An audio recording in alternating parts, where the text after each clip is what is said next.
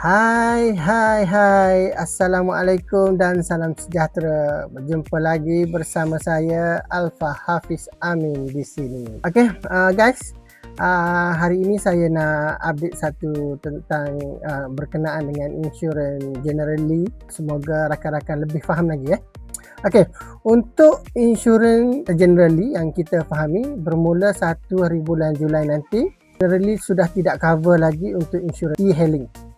Tetapi rakan-rakan yang sudah sedia ada boleh meneruskan sampai tamat insurans tersebut. Sudah jelas yang tu kan? Okey. Jadi ada lagi dia punya tambahan di sini yang saya ingin kongsikan bersama. Sekiranya jika kita bayar sebelum atau pada 30 Jun, bermakna kita akan boleh guna lagi insurans general ini.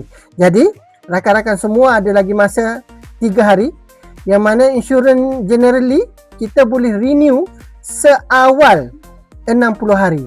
Bermaksudnya sekiranya insurans anda tamat pada bulan 8 nanti, sekiranya anda bayar sekarang sebelum atau pada 30 Jun, bermakna anda boleh menggunakan insurans e-hailing harian generally lagi. Okey? Jika ada rakan-rakan semua yang akan tamat 2 bulan lagi, bermakna tuan-tuan boleh renew sebelum atau pada 30 hari bulan 6 ini. Okey, jelas? Kalau kita renew selepas 30 Jun nanti, bermakna insurans generally tidak boleh dipakai lagi untuk membuat insurans harian. Okey, sudah jelas kan? Jadi, yang mana rasa nak sambung dengan generally, boleh teruskanlah sekarang. Yang mana insurans-nya akan tamat 2 bulan yang akan datang. Bermakna dalam masa 60 hari ini, boleh sambung sebelum atau pada 30 Jun nanti. Okey? Apa akan jadi sekiranya anda sambung insurans generally pada 1 hari bulan? Apabila anda sambung insurans generally pada 1 hari bulan, bermakna anda tidak boleh lagi membeli insurans harian dengan Grab. Okey? Sudah jelas ya? Bermakna kita kena bayar insurans tu sebelum atau pada 30 Jun. Okey? Kita kena bayar ya, bukan kata insurans itu tamat, tapi kita bayar. Jelas Okey. Sekiranya kita bayar selepas 30 Jun, bermakna kita sudah tidak layak lagi untuk membeli insurans harian generally dengan Grab. Okey.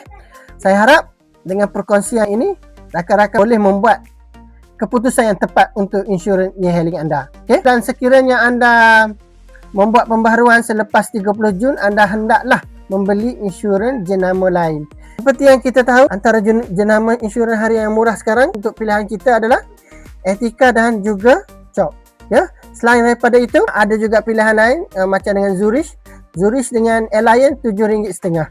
So, kita ada 4 pilihan insurans harian selain daripada generally selepas 30 Jun nanti. Okey, saya harap info yang saya berikan ini amat bermanfaat kepada rakan-rakan semua. Dan saya harap anda dapat membuat persediaan berkenaan dengan insurans itu. Okey, jumpa lagi dan terima kasih.